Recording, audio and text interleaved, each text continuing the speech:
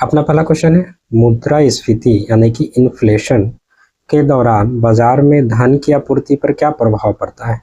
तो याद रखिएगा, मुद्रास्फीति के दौरान धन की आपूर्ति बढ़ जाती है। ऑप्शन बी अपना राइट आंसर हो जाएगा। अब इससे संबंधित महत्वपूर्ण बिंदु को देख लेते हैं।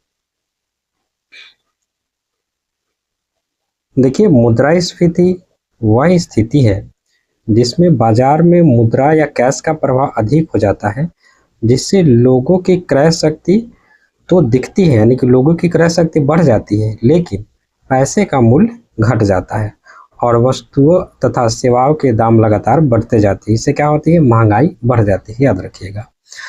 नेक्स्ट क्वेश्चन की तरफ चलते हैं। नेक्स्ट क्वेश्चन है, भारत के किस राज्य में बिहू त्योहार मुख्य रूप से मनाया जाता है। तो याद रखिएगा, बिहू असम में मनाया जाता है। ऑप्शन सी अपना राइट आंसर हो जाएगा। अब इससे संबंधित महत्वपूर्ण बिंदु को देख लेते हैं। देखिए, बिहू असम का प्रमुख लोक उत्सव है। यह साल में 3 बार बिहांग बिहू, काटी बिहू और माघ बिहू के रूप में मनाया जाता है। ठीक है, 3 बार मनाया जाता है। बिहाग बिहू, काटी बिहू और माघ बिहू के नाम से 3 बार मनाया जाता है। और याद रखिएगा, फसल चक्र के अनुसार यह मनाया जाता है। ठीक है, 3 बार फसल चक्र के अनुसार यह मनाया जाता है। नेक्स्ट क्वेश्चन की तरफ चलते हैं। देखिए, नेक्स्ट क्वेश्चन है, विश्व व्यापार संगठन की स्थापना किस वर्ष हुई थी। तो याद रखिएगा, विश्व व्यापार संगठन की स्थापना 1995 में हुई थी। ऑप्शन बी अपना राइट आंसर हो जाएगा। अब इससे संबंधित महत्वपूर्ण बिंदु को देख लेते हैं। देखिए, GATT general agreement on traffic and trade के स्थान पर 1 जनवरी 1995 को WTO की स्थापना की गई थी। यानी कि WTO का पहले नाम क्या था, गैट था, और इसका मुख्यालय जिनेवा में है। और जिनेवा कहाँ है, स्विट्जरलैंड में, याद रखिएगा। नेक्स्ट क्वेश्चन की तरफ चलते हैं। नेक्स्ट क्वेश्चन है, पोंगल किस राज्य का प्रसिद्ध फसल उत्सव है। ठीक है, तो याद रखिएगा, पोंगल तमिलनाडु राज्य का फसल उत्सव है। ऑप्शन सी अपना राइट आंसर हो जाएगा। अब इससे संबंधित महत्वपूर्ण बिंदु को देख लेते हैं। देखिए, पोंगल तमिलनाडु में सूर्य देव और प्रकृति को धन्यवाद देने के लिए मनाया जाने वाला 4 दिवसीय फसल उत्सव है। ठीक है, और याद रखिएगा, केरल में ओणम मनाया जाता है। ओणम उत्सव केरल में मनाया जाता है। नेक्स्ट क्वेश्चन की तरफ चलते हैं। नेक्स्ट क्वेश्चन है, भारी जल का रासायनिक सूत्र क्या होता है। तो याद रखिएगा, D2O होता है। ठीक है, D2O भारी जल का रासायनिक सूत्र D2O होता है, ड्यूटेरियम ऑक्साइड। ठीक है, अब इससे संबंधित महत्वपूर्ण बिंदु को देख लेते हैं। देखिए, भारी जल का रासायनिक नाम ड्यूटेरियम ऑक्साइड D2O, ठीक है, D2O है, और यह हाइड्रोजन के आइसोटोप ड्यूटेरियम का ऑक्साइड है। ठीक है, और इसका उपयोग परमाणु रिएक्टरों में मंदक के रूप में किया जाता है। ठीक है, परमाणु रिएक्टर में मंदक के रूप में भारी जल यानी ड्यूटेरियम ऑक्साइड का प्रयोग किया जाता है। नेक्स्ट क्वेश्चन की तरफ चलते हैं।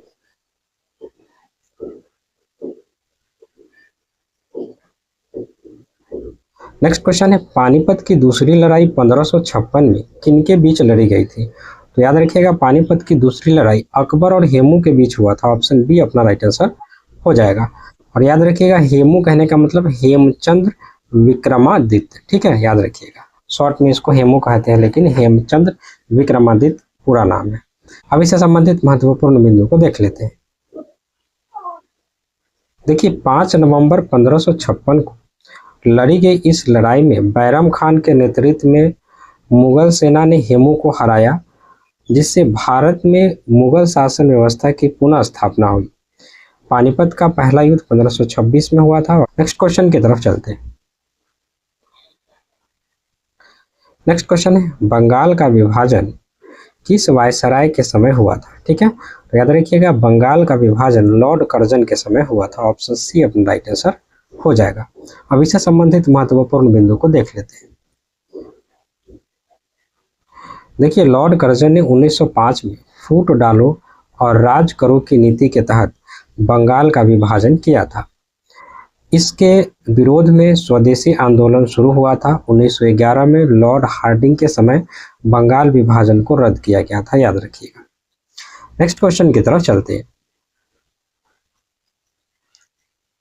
नेक्स्ट क्वेश्चन है, भारत के संविधान में प्रस्तावना की भाषा किस देश के संविधान से ली गई है? तो याद रखिएगा ऑस्ट्रेलिया से ली गई है। ठीक है, ऑप्शन बी अपना राइट आंसर हो जाएगा। प्रस्तावना की भाषा ऑस्ट्रेलिया से ली गई है। अब इससे संबंधित महत्वपूर्ण बिंदु को देख लेते हैं।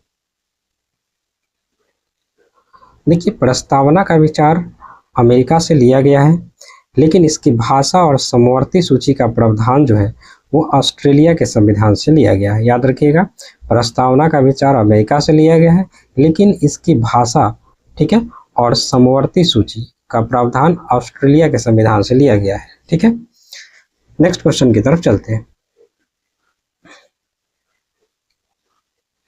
देखिए, नेक्स्ट क्वेश्चन है, ग्राम पंचायतों का गठन संविधान के किस अनुच्छेद में वर्णित है? तो याद रखिएगा, ग्राम पंचायतों का गठन अनुच्छेद 40 में वर्णित है। ऑप्शन बी अपना राइट आंसर हो जाएगा। अब इससे संबंधित महत्वपूर्ण बिंदु को देख लेते हैं। देखिए, राज्य के नीति निर्देशक तत्वों के अंतर्गत अनुच्छेद 40 में राज्यों को ग्राम पंचायत के गठन का निर्देश दिया गया है। ठीक है, और अनुच्छेद 44 समान नागरिक संहिता से संबंधित है। ठीक है, नेक्स्ट क्वेश्चन की तरफ चलते हैं।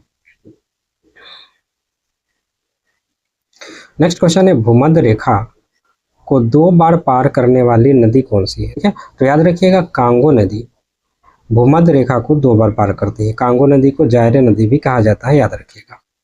अब इससे संबंधित महत्वपूर्ण बिंदु को देख लेते हैं।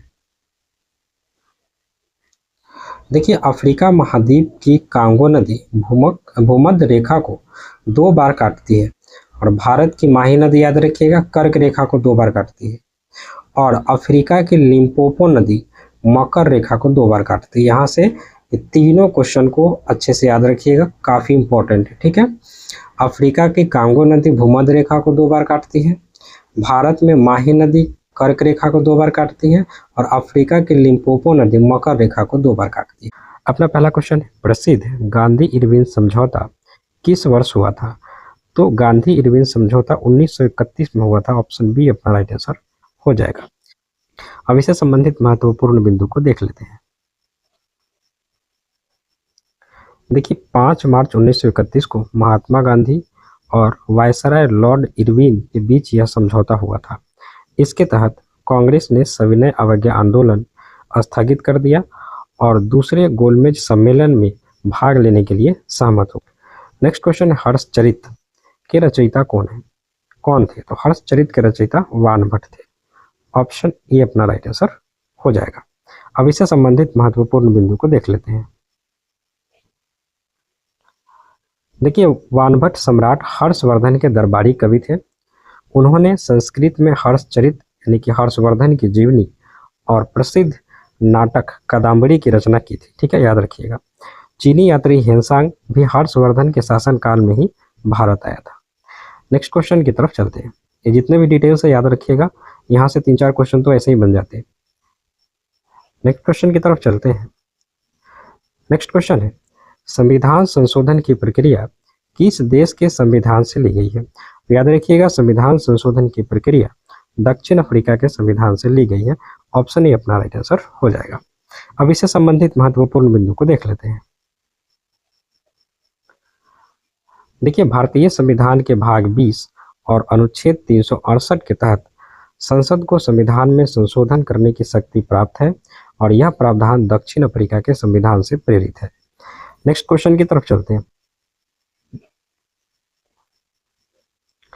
नेक्स्ट क्वेश्चन है, आपातकाल के दौरान कौन से मौलिक अधिकार निलंबित नहीं किए जा सकते हैं? तो याद रखिएगा, आपातकाल के दौरान अनुच्छेद 20 और 21 को निलंबित नहीं किया जा सकता है।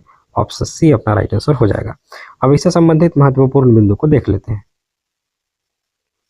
देखिए, 44वें संविधान संशोधन 1978 के बाद यह तय किया गया कि अनुच्छेद 20 ये क्या है, अपराधों के लिए दोष सिद्धि के संबंध में संरक्षण, और अनुच्छेद 21 प्राण एवं दैहिक स्वतंत्रता का अधिकार को किसी भी स्थिति में निलंबित नहीं किया जा सकता है। तो याद रखिएगा कि आपातकाल में भी अनुच्छेद 20 और 21 को निलंबित नहीं किया जा सकता है।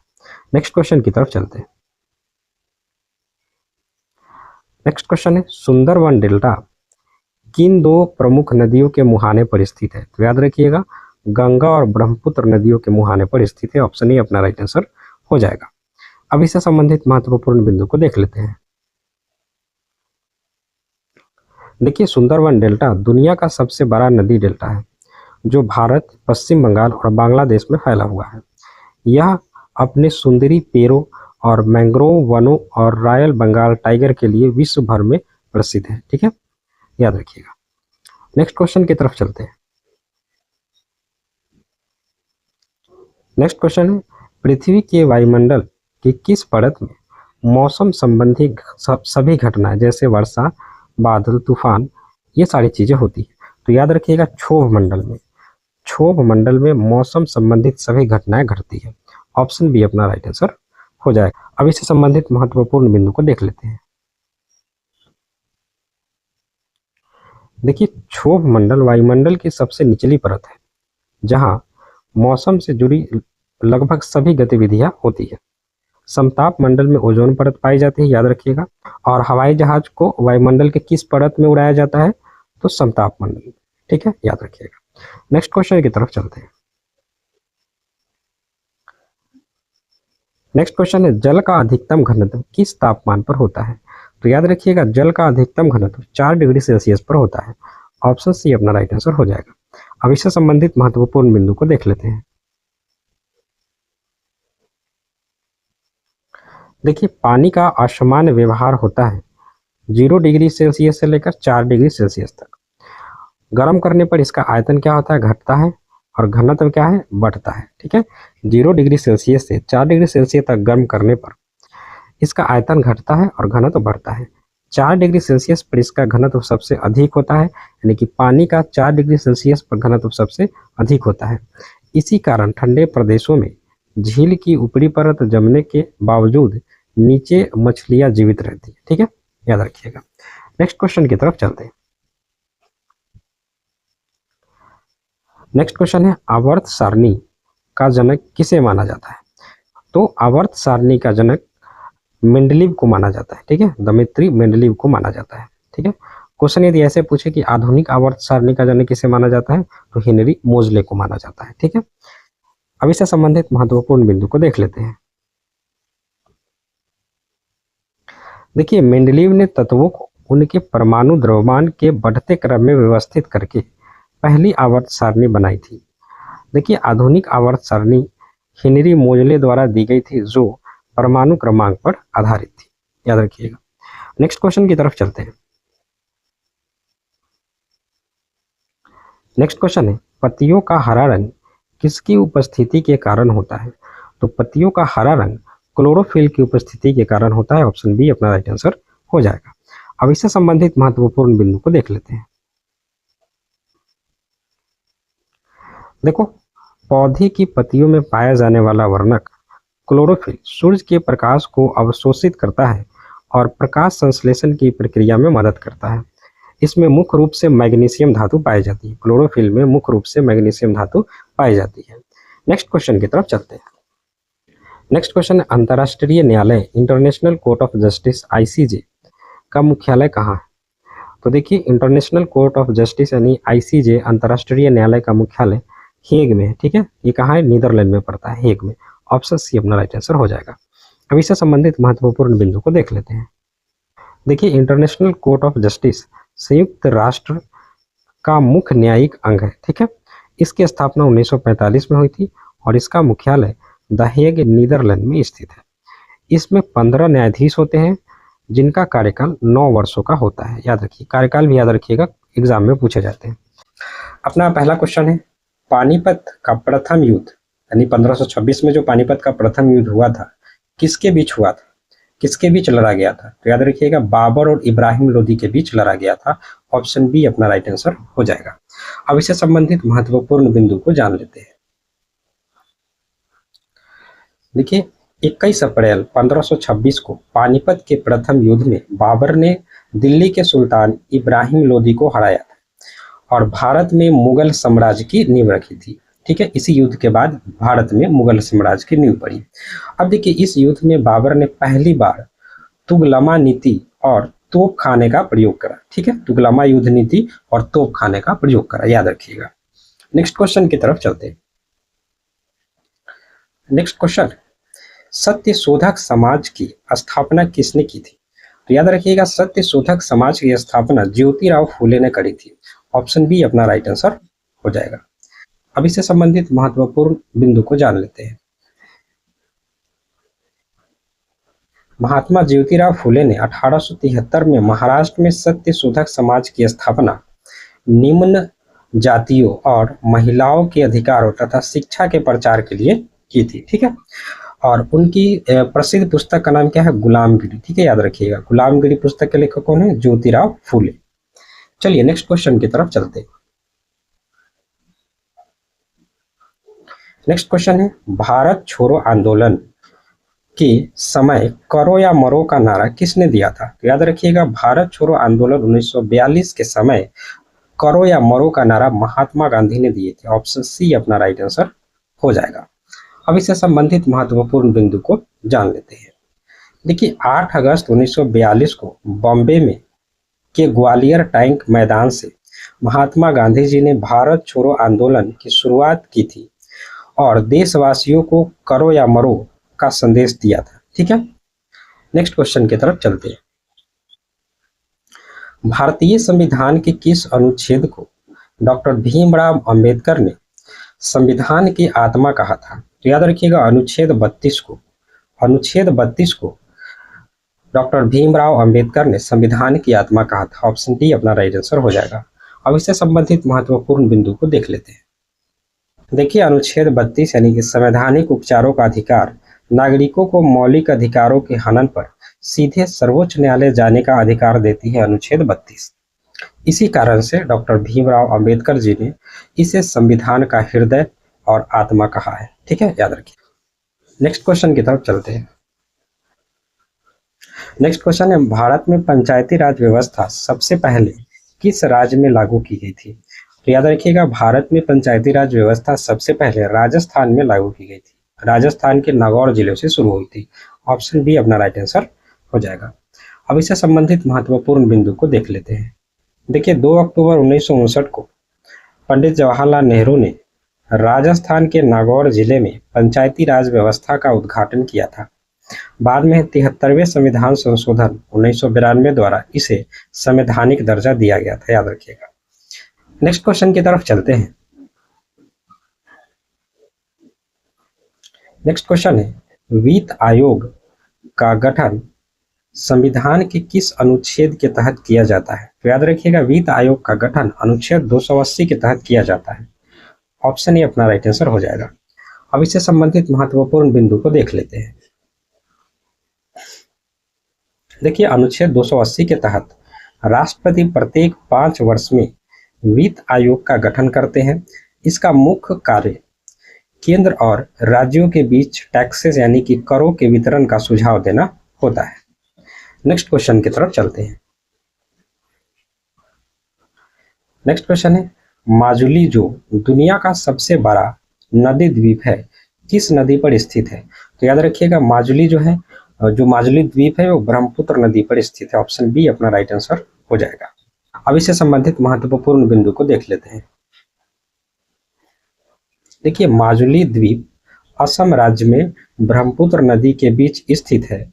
यह दुनिया का सबसे बड़ा बसा हुआ नदी द्वीप है और भारत का पहला द्वीप जिला भी है। ठीक है, नेक्स्ट क्वेश्चन की तरफ चलते हैं। यहाँ से जितनी भी जानकारी है बहुत इंपॉर्टेंट है। ठीक है, याद रखिएगा। नेक्स्ट क्वेश्चन है, भारत की कौन सी नदी कर्क रेखा को 2 बार काटती है? तो माही नदी जो है वो कर्क रेखा को 2 बार काटती है। ऑप्शन बी अपना राइट आंसर हो जाएगा। अब इससे संबंधित महत्वपूर्ण बिंदु को देख लेते हैं। देखिए, माही नदी मध्य प्रदेश से निकलकर राजस्थान और गुजरात से बहती हुई खंभात की खाड़ी में गिरती है। ठीक है, यह भारत की एकमात्र ऐसी नदी है जो कर्क रेखा को 2 बार पार करती है। नेक्स्ट क्वेश्चन की तरफ चलते हैं। नेक्स्ट क्वेश्चन है, नाथुला दर्रा भारत के किस राज्य में स्थित है? तो याद रखिएगा नाथुला दर्रा सिक्किम में स्थित है। ऑप्शन सी अपना राइट आंसर हो जाएगा। अब इससे संबंधित महत्वपूर्ण बिंदु को देख लेते हैं। देखिए नाथुला दर्रा सिक्किम को चीन के तिब्बत स्वायत्त क्षेत्र से जोड़ता है। यह प्राचीन रेशम मार्ग का एक हिस्सा था। ठीक है, याद रखिएगा नाथुला दर्रा यह एक प्राचीन रेशम मार्ग का हिस्सा था। नेक्स्ट क्वेश्चन की तरफ चलते हैं। नेक्स्ट क्वेश्चन है निकट दृष्टि दोष को दूर करने के लिए किस लेंस का उपयोग किया जाता है? तो याद रखिएगा निकट दृष्टि दोष को दूर करने के लिए अवतल लेंस का प्रयोग किया जाता है। ऑप्शन बी अपना राइट आंसर हो जाएगा। और दूर दृष्टि दोष को दूर करने के लिए उत्तल लेंस का यूज किया जाता है। ठीक है, याद रखिएगा। अब इससे संबंधित महत्वपूर्ण बिंदु को देख लेते हैं। देखिए निकट दृष्टि दोष में पास की वस्तुएं साफ साफ दिखती है लेकिन दूर की वस्तुएं साफ नहीं दिखती है। इसे सही करने के लिए अवतल लेंस का प्रयोग किया जाता है और दूर दृष्टि दोष को दूर करने के लिए उत्तल लेंस का प्रयोग किया जाता है। ठीक है, अपना पहला क्वेश्चन है गीत गोविंद के लेखक कौन है? तो याद रखिएगा गीत गोविंद के लेखक जयदेव है। ऑप्शन बी अपना राइट आंसर हो जाएगा। अब इससे संबंधित महत्वपूर्ण बिंदु को देख लेते हैं। देखिए गीत गोविंद संस्कृत भाषा में 12वीं शताब्दी में जयदेव द्वारा लिखा गया एक प्रसिद्ध काव्य है जो कृष्ण और राधा के प्रेम पर आधारित है। जयदेव बंगाल के शासक लक्ष्मण सेन के दरबार के विद्वान थे, याद रखिएगा। नेक्स्ट क्वेश्चन की तरफ चलते हैं। नेक्स्ट क्वेश्चन है 1857 के विद्रोह के समय भारत का गवर्नर जनरल कौन था? तो याद रखिएगा 1857 के विद्रोह के समय भारत का गवर्नर जनरल लॉर्ड कैनिंग था। ऑप्शन बी अपना राइट आंसर हो जाएगा। अब इससे संबंधित महत्वपूर्ण बिंदु को देख लेते हैं। देखिए 1857 की क्रांति के समय भारत के गवर्नर जनरल लॉर्ड कैनिंग थे। विद्रोह के बाद 1858 के अधिनियम द्वारा वे भारत के पहले वायसराय भी थे। ठीक है, यदि एक क्वेश्चन पूछा जाए कि भारत के पहले वायसराय कौन थे तो लॉर्ड कैनिंग ही थे। ठीक है, याद रखनी है आपको। नेक्स्ट क्वेश्चन की तरफ चलते हैं। नेक्स्ट क्वेश्चन है प्रसिद्ध चौरी चौरा कांड किस वर्ष हुआ था? तो ये 1922 में हुआ था। ऑप्शन सी अपना राइट आंसर हो जाएगा। अब इससे संबंधित महत्वपूर्ण बिंदु को देख लेते हैं। देखिए 4 फरवरी 1922 को गोरखपुर उत्तर प्रदेश के चौरी चौरा में भीड़ ने एक पुलिस थाने में आग लगा दी जिसमें 22 पुलिसकर्मी मारे गए थे। इस हिंसा से दुखी होकर महात्मा गांधी ने अपना असहयोग आंदोलन वापस ले लिया था। ठीक है, याद रखिएगा। नेक्स्ट क्वेश्चन की तरफ चलते हैं। नेक्स्ट क्वेश्चन है संपत्ति के अधिकार को किस संविधान संशोधन द्वारा मौलिक अधिकारों की सूची से हटाया गया?